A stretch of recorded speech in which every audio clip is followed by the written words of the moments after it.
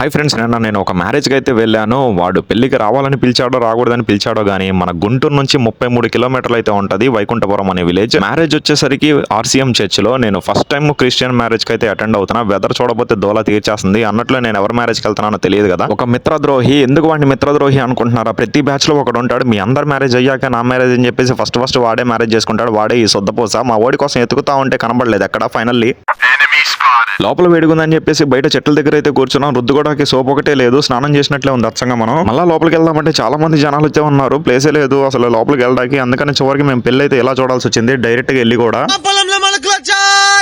వాడి పొలంలో ఎప్పుడో మొలకలు వచ్చినాయి. బిర్యానీ అయితే చాలా బాగుంది. ఆంటీ గారు బుక్ చేసుకొని రెడీ కూర్చున్నారు చదివింపుల కోసం. మన వాడు ఫోటో షూట్ లో బిజీగా ఉన్నాడు. నార్మల్ టైంలో ఫోటోలు తీయంటారా అంటే ఒక్కడో తీయడు. ఇలాంటి టైంలో ప్రతి కెమెరా ఫోకస్ మన మీదే ఉంటది. మన షార్ట్స్ లో గుడివాడ అక్క ఇంటికి వెళ్ళాం కదా. ఆ అక్కే అక్క.